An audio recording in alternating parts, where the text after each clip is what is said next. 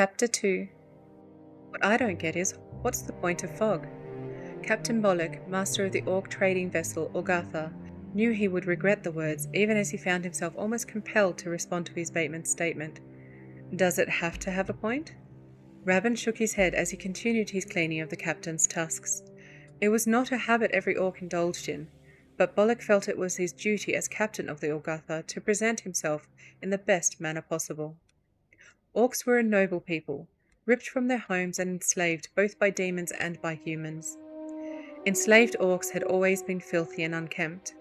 As a free orc living in Durota, under the benign rule of the great warrior Thrall, Bollock felt it was important to look as little like those slaves of old as possible.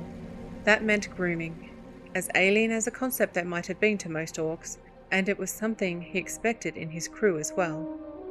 Certainly it was true of Rabban, who had taken the captain's instructions far better than most of the Orgatha's crew. Rabban kept his eyebrows trimmed, his tusks and teeth cleaned, his nails polished and sharp, and kept the decoration to a tasteful minimum, just a nose ring and a tattoo. In answer to Bollock's question, Rabban said, "Well, everything in the world serves some purpose, don't it, sir? I mean the water, it's there to be given us fish to eat and a way of travelling by boat. The air's there to be given us something to breathe. The ground gives us food too, not to mention something to build our homes on. We're making boats with what the trees give us. Even rain and snow, they're giving us water we can drink, unlike the sea. All that means something." Rabban turned his attention to sharpening Bollock's nails, and so Bollock leaned back. His stool was situated near the cabin bulkhead, so he leaned against that. But fog means nothing? All it does really is get in the way without giving us nothing. Bollock smiled, his freshly cleaned teeth shining in the cabin's dim lantern-provided illumination. The porthole provided none such, thanks to the very fog that Rabban was now complaining about. The captain asked, "But snow and rain get in the way too?" "True enough, Captain, true enough." Rabban finished sharpening the thumb and moved on to the other fingers. "But like I said, snow and rain got themselves a greater purpose. Even if they do get in the way, leastways there's a benefit to be making up for it. But tell me, sir, what does the fog do to make up for it? It keeps us from seeing where we're going, and don't give us nothing back." "Perhaps," Bollock regarded his bateman. "Or perhaps we simply haven't learnt its benefits yet. After all, there was a time when we did not know that snow was simply frozen rain. The orcs then saw snow only as the same kind of problem that you now see fog as. Eventually, its true purpose, as you said, to provide us with water to drink during the colder seasons, was learned. So it is not the fault of the fog, but ours for not yet seeing the truth. And that is as it should be. The world tells us what we need to know when we are ready to know it, and not before. That is the way of things." Rabban considered the captain's words as he finished sharpening and started buffing. "I suppose that might be so, but that don't do us much good today though, does it, sir?" "No, it does not. How is the crew dealing with it?" "As well as can be, I suppose," Rabban said with a shrug. "Lookout says he can't see the tusks in front of his face from up there." Bollock frowned. The rocking of the boat had been fairly constant, but now it seemed to bounce a bit more. That usually meant they were being affected by the wake of another vessel. Rising from the stool while Rabban was in mid-sharpen, Bollock said, "We'll finish this later, Rabban." Getting up from his knees, Rabban nodded his head. "Very well, Captain." Bollock grabbed his father's mace and exited the cabin into the narrow corridor beyond. Orgatha, which Bollock had named after Orgar, his noble father and original owner of the mace, who died fighting the Burning Legion, had been built by goblins since he wanted only the best. The shipbuilder, a sharp old goblin named Lades, had assured Bollock that he would make the corridors extra wide to accommodate the orcs' greater girth. Unfortunately, the short goblin's notions of extra wide were less generous than Bollock's, so the captain was barely able to squeeze his massive frame through the staircase that led to the deck. As he walked up the stairs, he saw his first mate Cag stop himself from coming down. "I was just coming to see you, sir." Cag smiled, his long tusks almost poking his eyes. "Should have known you'd feel the change." Bollock chuckled as he came up to the deck. As soon as he arrived, he regretted not calling Cag back downstairs to meet him. The fog was almost thick enough to cut with his sword. He knew Orgatha well enough to walk to the edge of the deck without being able to see where he was going, but now that was the only way to get there. Cag followed, standing practically nose to nose with the captain so they could see each other. Realizing that he wasn't going to be able to see any other ships, indeed, he barely had any empirical evidence that they were actually in a body of water, since he couldn't hardly see that, he turned to his first mate. "What is it?" Cag shook his head. "Hard to say. Lookout can't see much. He's caught glimpses of a ship that sometimes he thinks is one of the Theramore military convoys. Other times, he says it looks nothing like any regular human or orc boat." "What do you think?" Without hesitating, Cag said, "Lookout wouldn't say if he wasn't sure. If he says he saw Theramore military, then says something else, that means he saw something different the first time. I think it's 2 ships. Besides, the wake's enough for 2, or for one going round in circles. This fog, one's as like as the other." Bollock nodded his agreement. Their lookout back could look at 2 specks on the horizon and tell you which was the fishing boat and which the troop carrier. Probably tell you whether or not the fishing boat was built by gnomes or humans too, and whether the troop carrier was made before or after the Burning Legion's invasion. 3 ships this close is asking for trouble. We may need to sound the horn. Get ship ho! Casting his glance up the mast, Bollock tried to see Vac, but the mast above his head was swallowed by fog. Vac's voice carried down from what humans called the crow's nest, for reasons Bollock never understood. He knew that a crow was a type of bird, but he wasn't sure what its nest had to do with a lookout post. But the captain could not see him. Cag called up, "What do you see?" "Ship approaching. Humans. Not flying no colours I can see." "What about the military ship?" "Can't see 'em now, but caught 'em a second ago. Running parallel now." Bollock didn't like this. A human ship flying no colours usually meant pirates. It might not have. Flying colours was almost pointless in fog like this, and they might simply have been unable to see the orc ship. Bollock wasn't about to risk the possibility, or his cargo. If the crates in his hold weren't safely delivered to Razor Hill, Bollock didn't get paid, which meant the crew didn't get paid. Days the crew lost wages were never good days to be a shipmaster. "Sound the horn, and put guards on the cargo hold." Cag nodded. "Yes, sir." "Harpoons!" At Vac's cry, Bollock cursed. Harpoons meant only one of 2 things. One was that the other ship had mistaken the Orgatha for a large seafaring creature, such as a whale or a sea serpent. The other was that they were pirates and the harpoons were attached to boarding lines.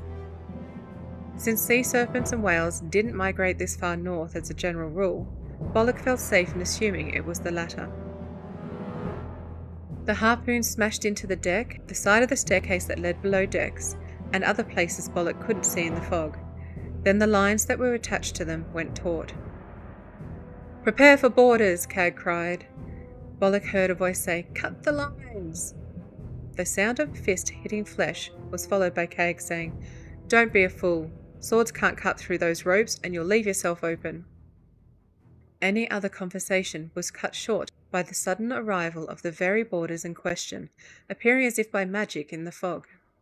They were human, Bollock saw, and not in any kind of military uniform. Beyond that, Bollock wasn't sure what they were wearing. Humans' fascination with outerwear beyond what was absolutely necessary was something that had always baffled Bollock. He knew what Lady Proudmoore's military wore, but that was it.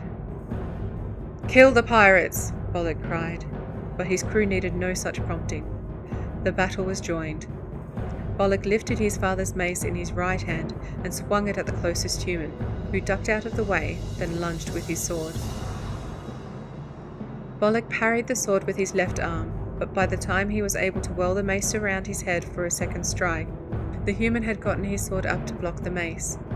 However, when he leaned in to do so, the human moved his stomach closer to Bollock, making it easy for the orc captain to punch his foe with his fist. Doubling over in pain and coughing, the human collapsed to the deck, and Bollock brought his mace down on the back of the human's neck. Two more then leapt in front of Bollock, no doubt expecting him to cower at the 2-to-1 odds, but Bollock was made of sterner stuff. Though born a slave in this world, he had been freed by Thrall, and swore he would never cower before a human again. He had fought alongside them, true, but never would he bow to one as an inferior, nor to the two who came at him with swords. The pirate to his left attacked with a blade, a curved one of a type Bollock had seen only once before, while the one on his right swung two shorter swords. Bollock blocked the curved blade with his left arm, though this time the edge bit into his forearm, while using the mace to deflect one of the two short swords.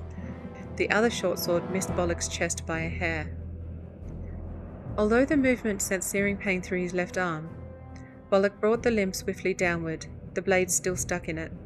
His superior strength and leverage meant that the foe on his left was now disarmed, his weapon lodged in Bollock's own flesh.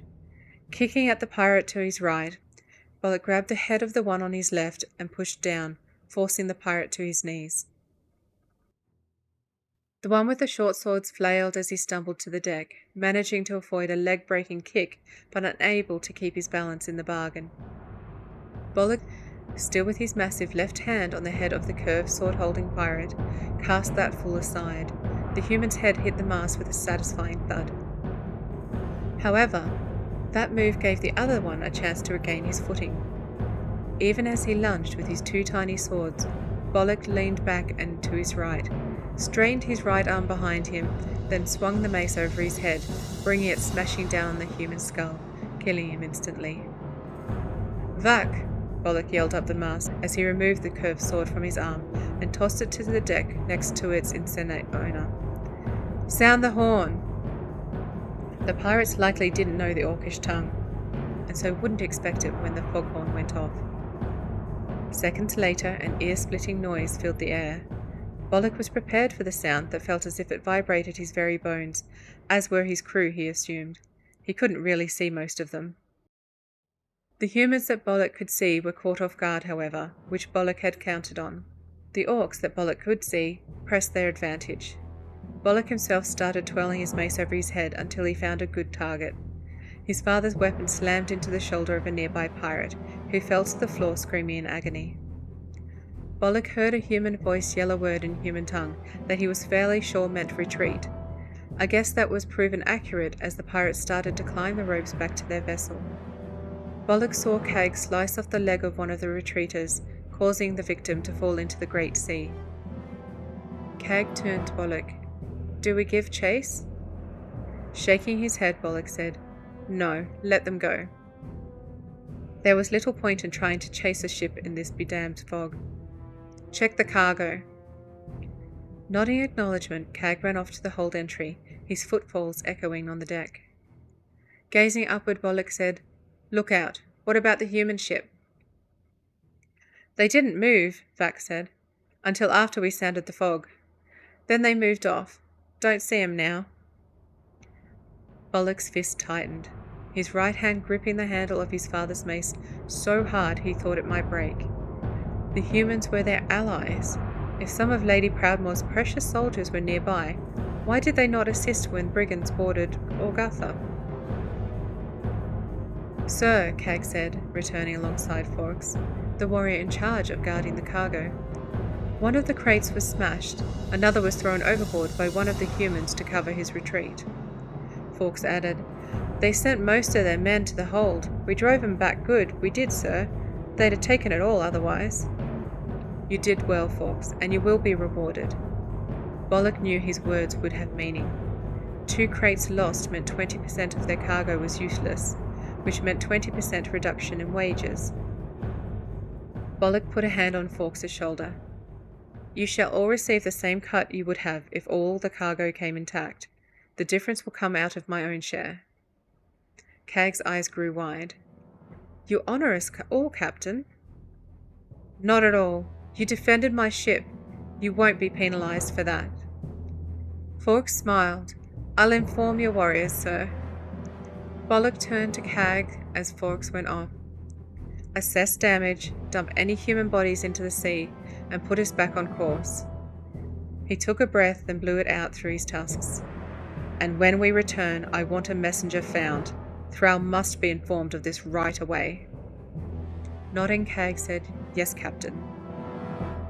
Staring into the fog that had allowed the pirates to get so close for their attack, Bollock thought back on Rabban's words and decided that no use they could get from the fog would be worth this.